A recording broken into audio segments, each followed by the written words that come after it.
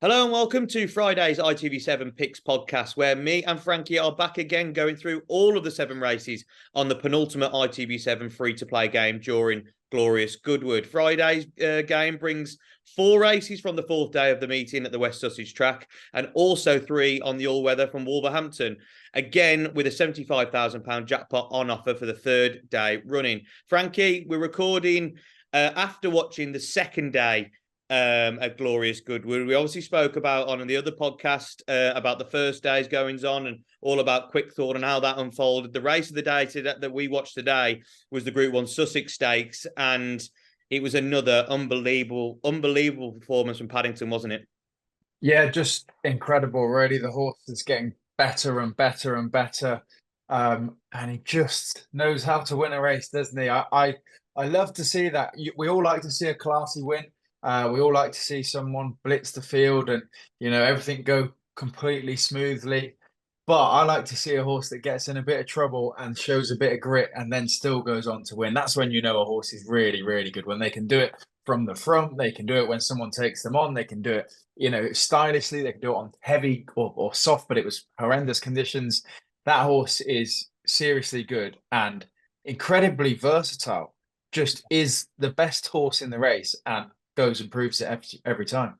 Yeah, you've just absolutely summed it up perfectly. He can do it in whatever track, whatever weather, left-handed, right-handed, over 1 mile, 2, over a mile. And the biggest thing for me today was that Inspiral is a very, very good horse that tried to take him on today. And she paid the price massively by finishing last of the 6 and, well, last of the 5 or 4, how many ever it was. But that for me showed everything. For him to go and put it out against Inspiral and the French horse that came up to it and go and win quite clearly as well in the end. It's a Ballydor have got another serious horse on their hands, haven't they? The only problem that happens when you get a horse like that is it goes off to stud straight away, and you don't see it all that often. So we probably might have to just enjoy it for this season, and then we might have to go and see the offspring in the future. But yeah, Paddington was definitely the performance on day 2 at Glorious Goodwood. We're going to be talking about the 4th day, though, on Friday with the 4 races from there and then 3 from Wolverhampton. So if you'd like to get involved in T2E's ITV7 free-to-play league ahead of the 4th day of Glorious Goodwood, like I've mentioned all week, you can still get involved to win the £100 first place cash prize for finishing top of the leaderboard.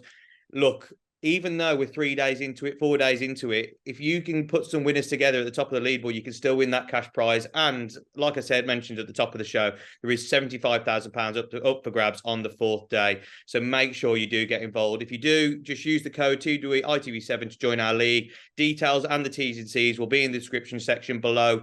So if you're getting involved, just make sure you take a look before you do. Right, Frankie, all that out the way, we're going to get started with the first race at Goodwood on Friday, and it's the 150 Coral Goodwood handicap over 2 mile, 4.5 furlongs.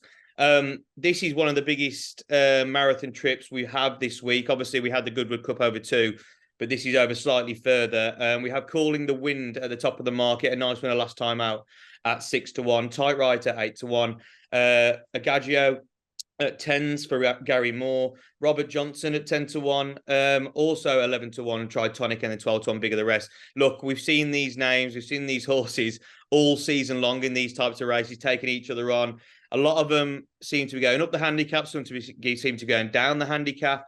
So who's the one you picked out for the ITV7?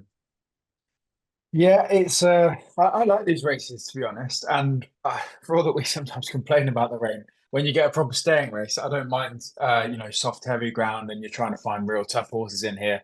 Agagio is going to be the one that I go for. A dual purpose horse who hasn't actually raced over 2.5 on the flat, but has done it over hurdles.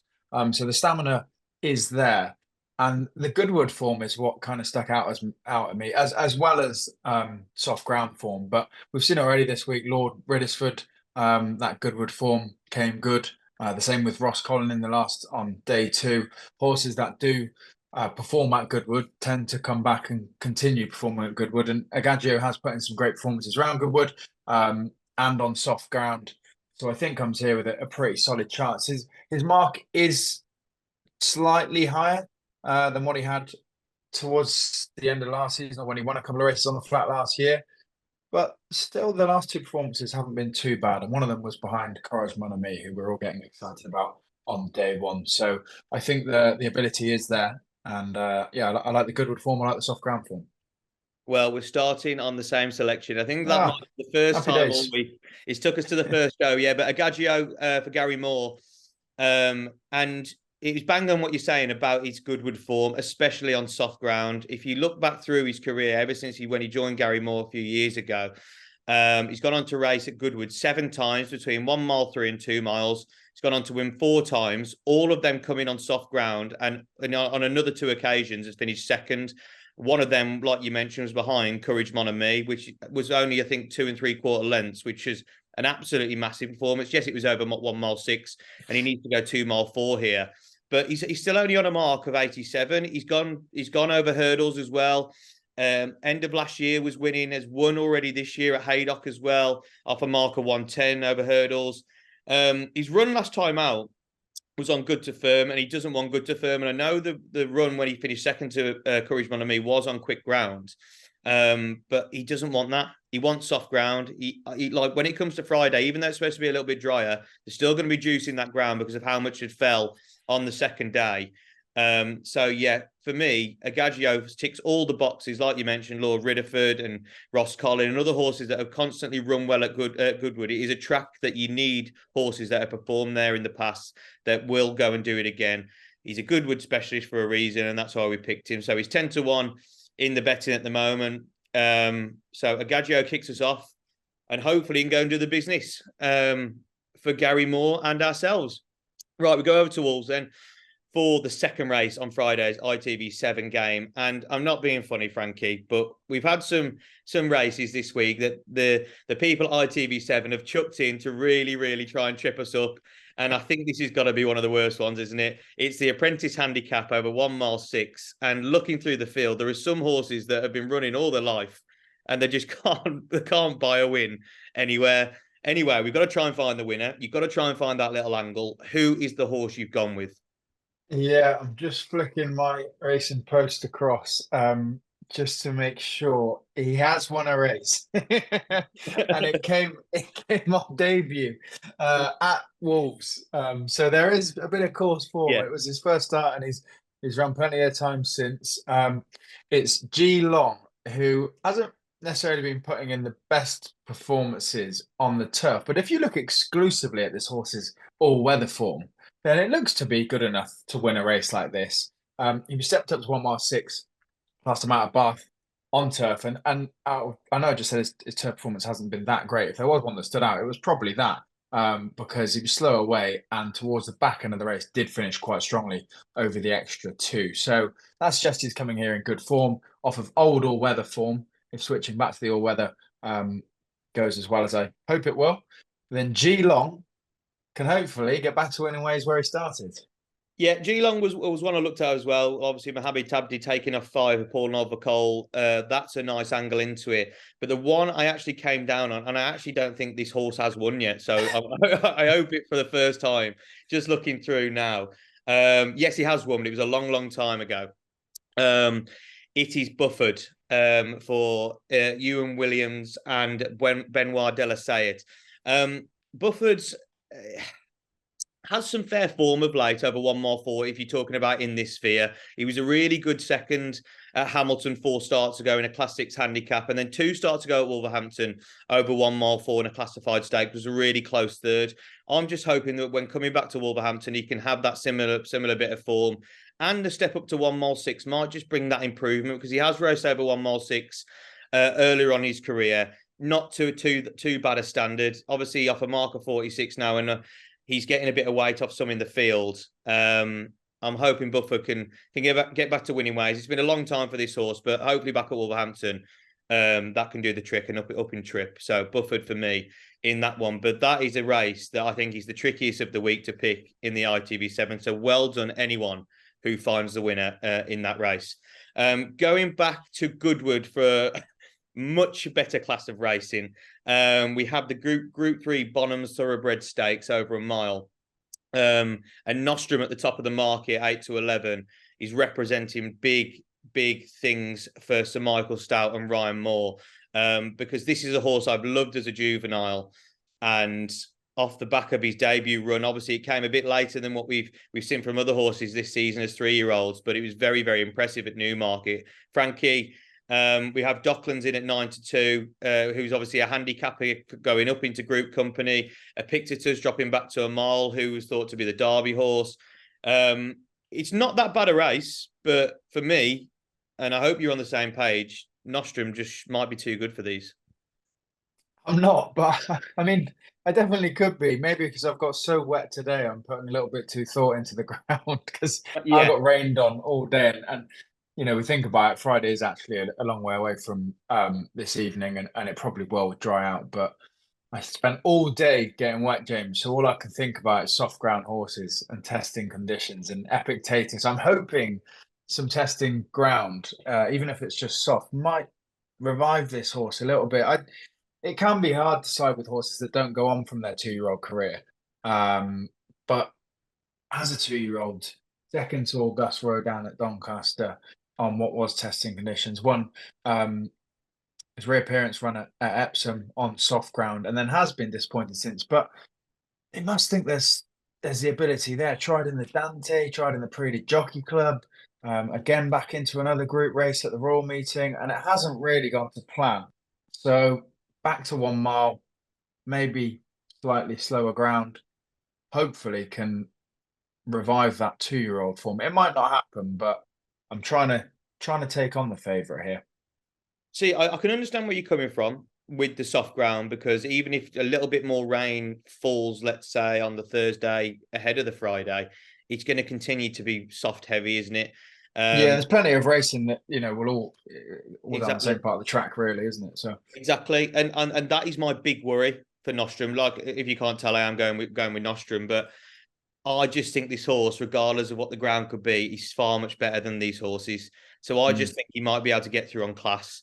What he showed me first time out this season was exactly where he picked up from where he left off. Yes, it was on quicker ground, but it was effortless. And I know he's stepping up in trip back up to a Group 3 from listed level, but it was just a perfect stepping stone. I think this race is going to be used again as another stepping stone to Group 1s later down the line, because I really do think he's a Group 1 winner in waiting. If you look at the back end of last season, when he was behind the likes of Chaldean and Royal Scotsman in the Dewhurst, it probably came a little bit too quick, but he showed the level that he was going to be running at for the rest of his career. His wins before that at Sandown and at Newmarket, yes, again, they were on quicker ground, but they were very, very decisive. And just like we've been talking about on earlier podcasts about certain horses, I think you mentioned Sketch for Thursdays. When you see some performances, you just got to take it on that merit and just take it on how the horse looks. And for me, I think he's a superstar. So I'm hoping the ground does dry up in time for him, because he's only run on good to firm and good. We haven't seen him on soft. That's not to say he won't act on it, because Kingman obviously wasn't renowned for winning on soft, but he did. So he has got that in his pedigree as well. I know he's short price, but like we've mentioned, doesn't really matter for ITV7. I just think he could be a class above here. So I hope Nostrum goes and shows me what I think he can do, because I think this is a big stepping stone for a big end to the season for that horse. Right, we're going to go back over to the all-weather then at Wolverhampton for the next event on the Friday. And the race in question is the restricted novice stakes over 1 mile 4. Frankie, who are you going for in this one? funny little race, this, isn't it? Probably like to see how the market develops and see if there's any support for a few that might sway me. Not that I will be having a bet, I don't think, at Wolves in this, but if I could see the market, it'd probably be helpful. Harapan put in a half decent performance on debut at Newcastle. Did go off 50-1, which maybe suggests that they weren't expecting it, but did run a big race and might have actually finished better if not being hampered in the closing stages of the race. So I'm hoping that wasn't a fluke debut. And given just the one start, there should still be some improvement to come, and can maybe back that up in a probably what's a pretty weak field, and plenty in here that are also lightly raced. So Harapan gets the nod. Yeah, I'm agreeing with you. I just think Harapan's got the best form on off here. On debut over 1 mile 2 on a novice stakes in Newcastle. I just think that looks very, very strong compared to the rest of the field. We've never seen Royal Max run Renoir was fifth, but I don't think that was the strongest race in the world. The only one I'd probably want to take it on with is Swift Hawk, because the 2 seconds that that horse has put in isn't the worst form at all. But they were on turf, not on the all weather. And I think the track at Newcastle is not too dissimilar to Wolverhampton. So, yes, he was a big price on his debut and he might have surprised. But if he can just slightly build on that and going up 2 furlongs in trip, I think hopefully will bring a bit of improvement as well. If you look into his pedigree, look into the Dam Sire, that was a horse that went over a similar trip as well. So Harapan for me as well, just off the basis of the form he showed in his solo run today. I think he can build on that in what looks not the best race in the world. Right then, next up a Glorious Goodwood back on day 4. We're taking a look through the Coral Golden Mile handicap. And if we thought we found the Wolves races tough, this 20 runners that go to post doesn't make things easy at all. A bit of a minefield, Frankie, but who have you landed on? Yeah, I'm trying to get the short price favourites beat of the 5-6 runner group races, and I'm trying to win a 20 runner handicap with the favourite. Bit backwards, but Latam gets the nod. I think still relatively unexposed and has put in 3 solid performances over the mile trip this season, 2 of which were on soft ground, one of which was behind Jimi Hendrix, who went on to win at the Royal Meeting. I always like to see, in a handicap, and then the horse that has beaten you goes on to win, suggests that anyone close to that horse is probably quite well weighted to go on and do better things in the future. Recent run on the all weather was solid as well over the mile again. So comes here fit and in good form and looks pretty straightforward over a mile on good soft ground. Yeah, we really are on the same wavelength for our Friday selections in the ITV7, because Latam is my selection as well. And I know it's an obvious selection, but I just look through his form and I just don't want to overthink it. Do you know what I mean? I was the same. I thought it's more than good enough for me in a race like this, what he's shown so and far. still only on a mark of 95. I just thought it was a bit of a given. We've seen William Haggis have a lot of horses this week, even over the 2 days. He's got more to come that have sort of been plots, and they haven't all come off, but they're definitely ahead of their marks. And I just still think Latam is ahead. Like, if you look at the horse today in the opener that I fancied, Amleto, even though the GOAT was obviously very well in and won very, very well, Amleto still beat the field in behind by 3 lengths. So I think a lot of his horses, and we've known for a long time that he likes to plot horses in handicaps. I think Latam, maybe not plotted to the same extent, but was definitely plotted in the Irish Lincolnshire when winning off a mark of 87 and getting up really late. I think the run behind Jimi Hendrix was outstanding, because Jimi Hendrix then went into obviously the Royal Hunt Cup of £9 higher and won very, very well. Obviously when Latam was second behind that horse at Newbury. And then Latam was only £2 higher when going to Newcastle. And I know it was a 4-way photo finish, but he still got the job done. And only be given £1 for that makes me think that there's just more to come. He would love a little bit more rain as well, because anything soft heavy for him would be absolutely brilliant. Yeah, I just thought, even though there probably will be value later down the line for a lot of these horses that will enjoy soft ground, I don't see any of them at the same standard and off a mark I think is very generous for Latam. I thought keep it simple. Keep it simple for the ITV7. Yeah, I agree. And just go with the one that, even though you think warning bells should go off because it's so obvious and you want to look elsewhere, I've just thought don't, and just keep it simple. And hopefully he goes and does the business. The penultimate ITV7 race on Friday we're going to cover is the last one from Wolverhampton on the afternoon. And we are looking through the maiden stakes over 5 furlongs. And 8 runners go to post here, Frankie. Is there any particular that took your eye? Miss Woo Woo. We were talking about the previous race at Wolverhampton might have surprised connections, or maybe not. I'm just guessing. This horse has probably done the opposite and disappointed connections, because she made her debut in a Class 2 at Newmarket that Soprano won, then went to a Class 1 at York and was midfield, and then a Class 2, then a Class 5, then a Class 5, and can't manage to win. So I'm not giving up hope, and I don't think they are. But maybe Miss Woo Woo is not to the standard that they originally thought when having a crack at Newmarket on debut, but could still be good enough to win a race like this. So yeah, I'm hoping Miss Woo Woo can get the job done. Yeah, I had to make a decision in this race between Miss Woo Woo and Fly Pass because they do hold a similar bit of form. But the one I went with was Fly Pass in the end. Um, like Miss Woo Woo, one of the most experienced in the field, which I don't think that's a bad thing in this race because it does lack a lot of depth. In her 4 starts today, she was a really good third on debut actually of 9 on good to soft ground at Beverley. That was in April, and she finished ahead of a horse that went on to win next time out called Charged Up, which I don't think is the worst form in the world. She was then chucked into a really hot maiden, like you mentioned with Miss Woo Woo. She was only 7.5 lengths behind the winner Soprano that day, and I know Miss Woo Woo was 6.5, so she has to reverse that form. But Midnight Affairs come out and won. Indispensables come out and won and ran well at Goodwood as well. I think that was a very, very good race. So these 2 horses in here, they're getting dropped back into a much worse race, and they've just got to try and take their opportunity. If you look at also Fly Passes, what she's done, she stepped up to 6 furlongs at Chelmsford when putting up probably the performance of her career to date. She was not far back in second at all, beaten by an unbeaten type for Rafe Beckett. But then last time out, she was chucked into a bit more hot water in a nursery handicap on her handicap debut, and she only beat 2 home. But I actually think the race was quite good because Tierney went on to win it, and obviously we spoke about Tierney a fair bit this season. I think he ran at Chester and has won elsewhere. And again, it was another decent race, and probably Fly Pass isn't to that level. This might be a level, and I think in this week event she can take a chance, and that's why she's probably been dropped into it. So yeah, Fly Pass for me. But I can understand why you've gone for Miss Woohoo because it's like the similar form lines. They probably haven't performed to the level that the owners and trainers think they can, and dropping them both back to races like this. Yeah, and onto the all weather as well might help.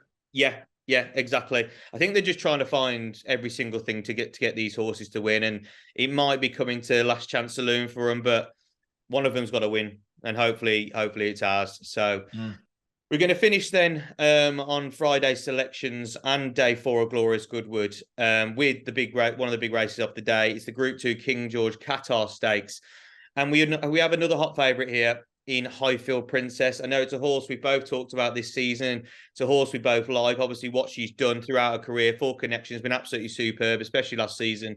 And she is the even money favourite in here. A quality at 13-2 has been in the form of his life with 2 wins back to back.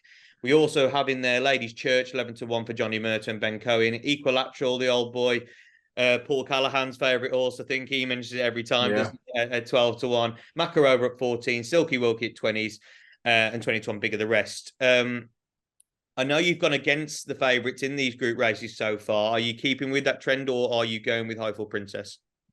No, I'm sticking with the favourite, and I think that even money is very fair, if I'm honest. I think she should be winning this, really. She put that Group 1 treble together last year. She's placed in 3 group races this year, but a frustrating season for connections probably, but 2 seconds and a third in top class sprints is nothing to be sniggered at, and this is a lesser quality. These horses aren't up to the standards, in my opinion, of the horses that have been beating her this season. So I think she comes here with a massive chance. I think even money is very fair. We've talked about ground and course form. She's raced at Goodwood and put in a good performance before. She's raced on soft ground, and it hasn't seemed to change her ability in any way. So I think she's incredibly straightforward, and you can tell that by how many times, even if she's not winning, she's still in the places. So there's no kind of danger as is she going to run a race or not. I think she will. She handle conditions, always runs a race. She's a better sprinter, I think. Even money for me is. I'll be snapping that up, James, when we get off this call. I think you're absolutely bang on. Yeah, keeping it simple again. Highfield Princess is so much better than these, and that's not to be horrible to these sprinters because they're very good in their own right. But she is a Group 1 winning sprinter at the top level multiple times. Yes, she hasn't done it this season, but she still ran to an incredible level.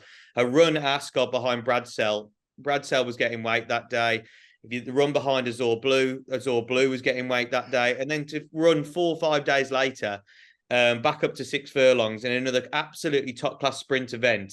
And what was it, the Platinum Jubilee? and only finishing what, a length and a half behind the winner. It was another absolutely superb performance. So yes, she hasn't won, but she's still run very similar to where she was last season. Obviously, what she did last season, Connections never thought she'd do that. Landing back to back to back grade ones in all different countries was just amazing. She's still at that level. She showed it this season. The horses in this field aren't as good as her and aren't as good as the level that she's been running against already this season. So you're right, even money is a very good price, and I think it's very, very fair. But it doesn't matter about prices. We just need a winner. And I really do think she goes and wins this race in the final one on Friday. And it'd be lovely to see her win again, because obviously she's been a great horse for Connections and a trainer, John Quinn. And like you say, she won't mind whatever ground it is. Quick, soft, she can handle it. And any track, she's very, very versatile. So yeah, she's got a lot going for her, Hopefield Princess, and I hope she gets the job done. Frankie, that's all of selections for Friday's ITV7 free-to-play game. There's just one last show to go. Saturday's one, where we'll be looking at Goodwood again and racing from another track. But make sure you subscribe to the Winners Enclosure so you get notified for that last show, because you don't want to miss out. Because we have the first day we rattled in some winners. We've been through the second day. It was tougher, but we have found some horses that have ran really, really well. We're yet to see the third day. We've just finished the fourth day. Hopefully we banged in some winners there as well. And hopefully on Saturday's card, we can find some nice prices as well. If you do want to get involved in the completely free to enter ITV7 competition on Friday, please use the code TWE ITV7 to join the TWE League.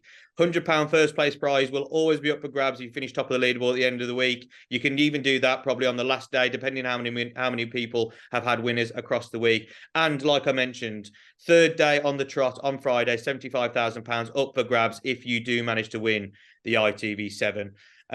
Just check out the T's and C's, obviously, in the description below for more details. Thanks all for watching our Day 4 Glorious Goodwood ITV7 preview, and all the best whatever you're backing.